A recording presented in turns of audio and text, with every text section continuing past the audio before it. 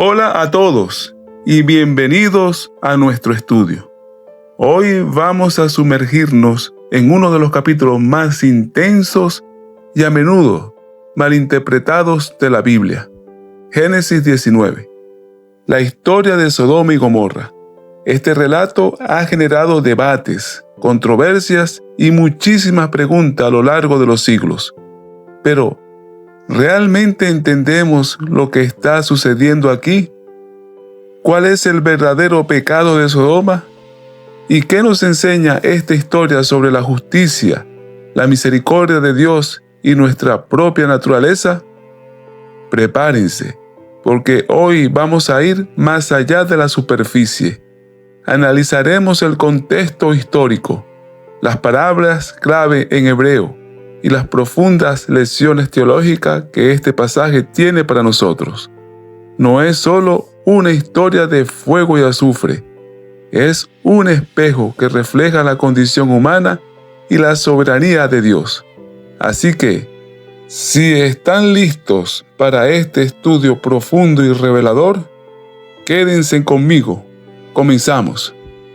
Para entender Génesis 19, primero debemos situarlo en su contexto. Este capítulo no aparece de la nada.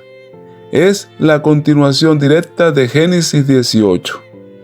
Allí, Abraham intercede apasionadamente por Sodoma, negociando con Dios para salvar la ciudad si tan solo encontraran 10 justos. Génesis 19 es la respuesta a esa intercesión. El juicio se ejecuta, pero la misericordia también actúa. Culturalmente, estamos en el antiguo cercano oriente, donde la hospitalidad no era solo una buena costumbre, era un valor sagrado, un pilar del orden social. Proteger a un huésped, especialmente a un extranjero, era un deber ineludible. El relato de Sodoma se construye sobre la violación de este principio fundamental, de tal modo que reducir el pecado de Sodoma solo a la sexualidad es exegéticamente pobre. El capítulo comienza con 2 ángeles llegando a Sodoma. Lot, sobrino de Abraham, está sentado a la puerta de la ciudad, un lugar de comercio y juicio.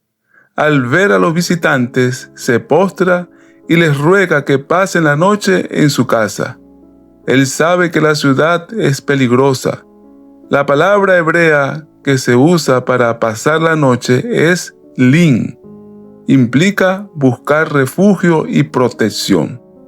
Lot, aunque vive en Sodoma, no comparte su moralidad. Es un justo vulnerable en medio de una sociedad corrupta. Una figura que el apóstol Pedro describirá más tarde como alguien con el alma afligida.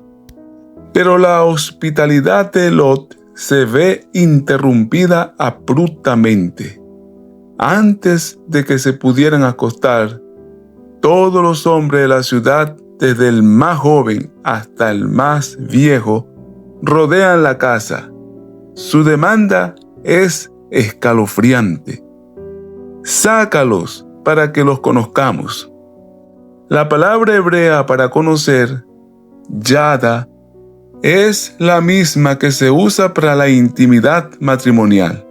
Pero aquí el contexto es de una violencia brutal y colectiva. Sin embargo, como ya lo hemos mencionado, reducir el pecado de Sodoma únicamente a un acto sexual es un error exegético. El texto subraya una maldad mucho más profunda. Es una violencia en grupo, es el abuso del extranjero, es la ruptura total de las leyes de hospitalidad y, en última instancia, una arrogancia desafiante contra Dios y el prójimo.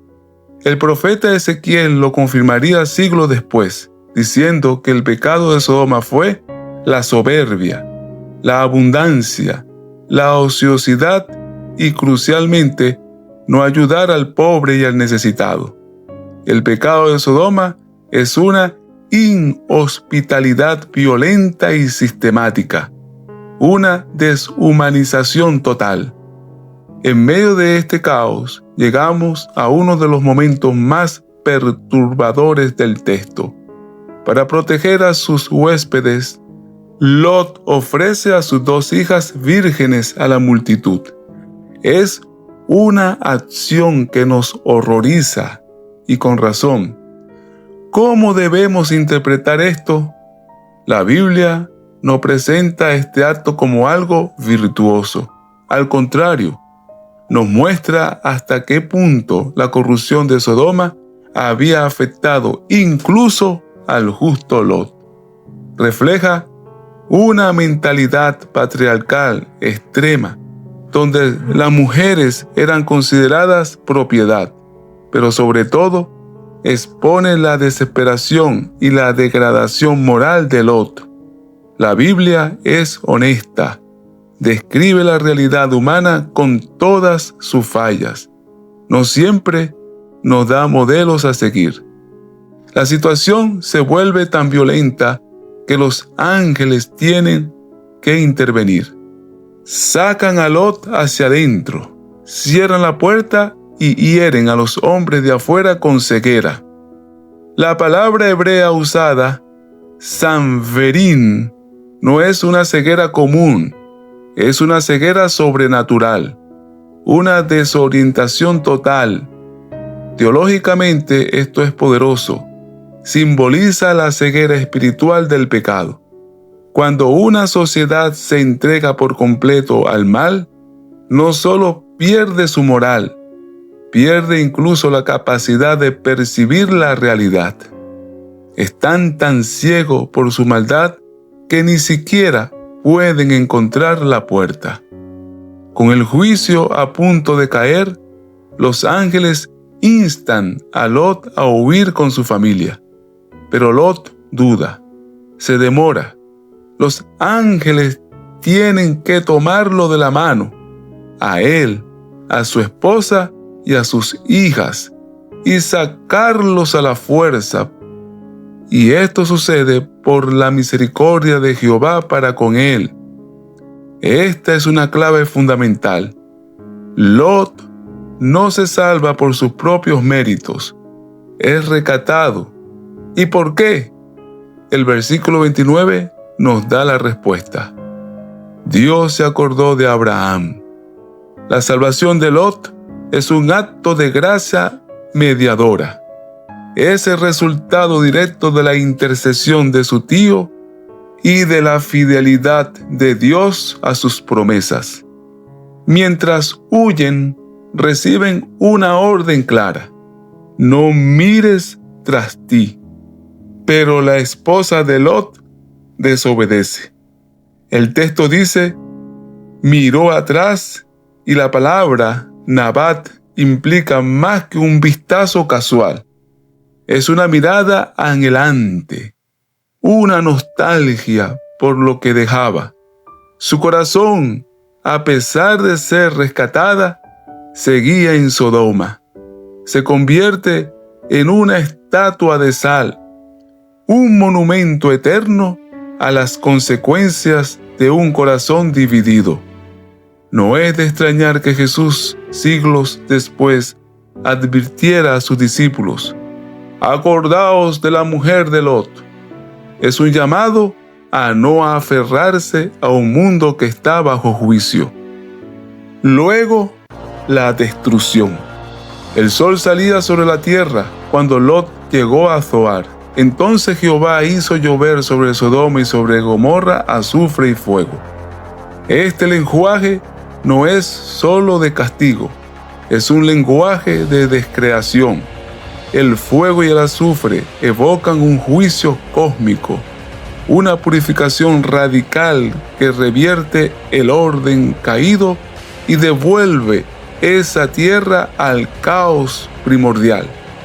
Dios, que creó el orden a partir del caos, ahora devuelve el desorden al caos, debido a la magnitud del pecado. Pero la historia no termina con la destrucción. El capítulo concluye con un epílogo oscuro y trágico. Lot y sus hijas se refugian en una cueva, creyendo que son los únicos sobrevivientes en la tierra. Sus hijas lo embriagan y tienen relaciones con él para preservar la descendencia. De estas uniones nacen Moab y Amón, quienes se convertirían en los antepasados de dos pueblos históricamente enemigos de Israel. Este final es profundamente incómodo y nos muestra varias cosas. Primero, que el pecado no se quedó atrás en Sodoma. La corrupción sigue presente en el corazón humano, incluso en los que fueron rescatados. Segundo, nos muestra la ambigüedad moral de Lot hasta el final. Aunque fue llamado justo, su historia está llena de compromisos y fallas. Y tercero, teológicamente nos enseña que Dios, en su soberanía, es capaz de sacar adelante su plan, incluso a través de las acciones más rotas y pecaminosas de la humanidad. Entonces, ¿qué aprendemos de Génesis 19? Aprendemos que Dios es justo y no ignora la maldad, especialmente cuando ésta se vuelve sistemática y oprime a los vulnerables. Pero también aprendemos que es inmensamente misericordioso, que escucha las oraciones de intercesión y que rescata por gracia, no por mérito. Vemos el peligro de la asimilación. Lot vivió en Sodoma y aunque se salvó físicamente, lo perdió casi todo: su esposa, su honor, su estabilidad y su legado moral. Es una advertencia sobre coquetear con un mundo cuyos valores son contrarios a los de Dios. Génesis 19 es un relato que ha sido usado a lo largo de la Biblia por los profetas, por Jesús y por los apóstoles como un símbolo del juicio divino y una advertencia sobre el fin de los tiempos. No es una historia fácil, pero es profundamente reveladora. Nos obliga a confrontar la gravedad del pecado, el poder de la oración intercesora, la complejidad de ser un creyente imperfecto en un mundo caído y, sobre todo, la soberana fidelidad de un Dios que juzga con justicia, pero que también rescata con una misericordia asombrosa. A la luz de este estudio, surge una pregunta pertinente para nosotros hoy. ¿De qué manera nuestras sociedades y también nuestras comunidades de fe pueden estar normalizando formas de violencia, exclusión o deshumanización que, como en Sodoma, ya no percibamos como pecado? ¿Y cómo respondemos personalmente cuando la fidelidad a Dios nos exige romper con esa normalidad? Gracias por acompañarme en este estudio profundo. Espero que te haya dado una nueva perspectiva sobre este pasaje tan importante. Nos vemos en el próximo capítulo.